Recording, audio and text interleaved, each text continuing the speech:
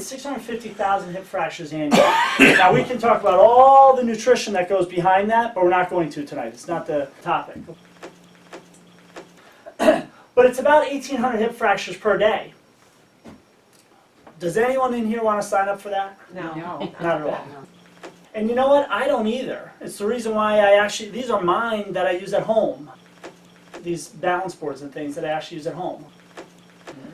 So, guess who the lucky the ones are on hip fractures?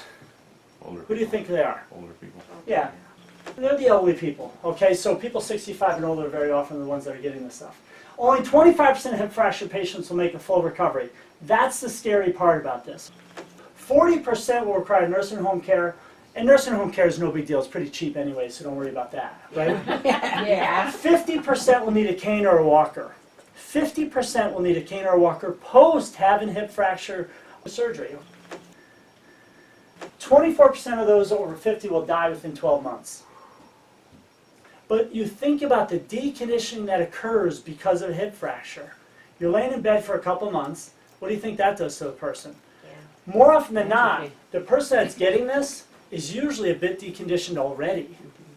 What I want you to do is to say, I'm never getting there. I'm not going to get to the point of deconditioning. I'm going to do balance control exercises now, okay? Now, do you think balance control exercise, you need some super expensive stuff? Nope. Not at all, and that's the benefit of it, okay? One of the reasons why I like it. So what can be done? We must stimulate those proprioceptors now and not wait until you start losing balance control.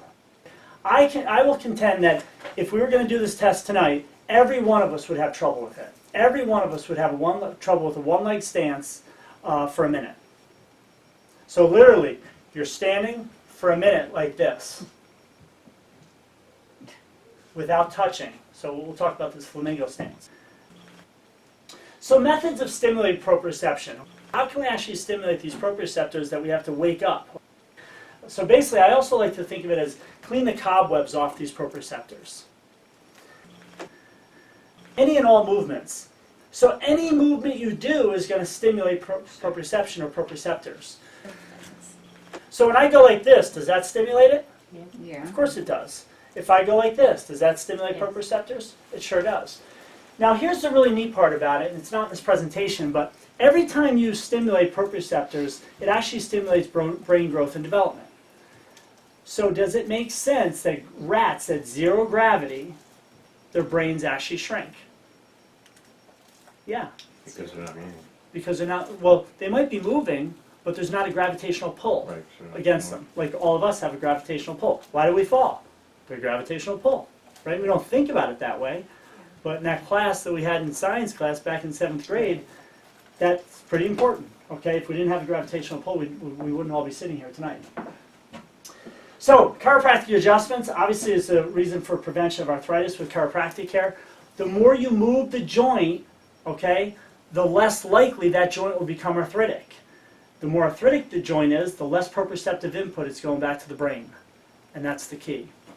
So rocking chair exercises. What do you think about sitting in a rocking chair? Could that potentially be effective? So going back and forth in rocking chair. Unfortunately, rocking chairs are really a thing of the past. Not many people have rocking chairs nowadays. Some people do, but you just don't see a lot of them that have them, okay? But rocking chair exercise, you'll hear a quote from Dr. White here in a second, but rocking chair exercises are absolutely phenomenal for us. They're a tremendous way to stimulate proprioception because every time you go back and forth, it's got to be an inside joke here. So, but every time you go back and forth, isn't your body saying, whoa, whoa, whoa, you're going to fall down, you're going to fall backwards, nope, you're going to go fall forward, oh, oh, stop, stop, stop, stop. So the receptors are constantly firing, saying, whoa, this is where we are right now in space, this is where we are now, this is where we are now, this is where we are now. That's the key. You want to keep on stimulating like that. So rocking chairs are tremendous. Swings are great too, absolutely. How about the glider ones? Is it? Any movement like that is phenomenal. Yeah, absolutely. Yep. I would say a glider chair is not as beneficial as a rocking chair. Okay. I really like the concept of going whoosh. I do too. You know, I it's totally much agree. better. Yeah. Flamingo exercises, and that's what I was talking about with the one-leg stance. Okay. What So was the flamingo thing? the one-leg stance, and we'll go over them Oh. really specifically. The flamingo stance, because that's the one that's the send home one. Okay, because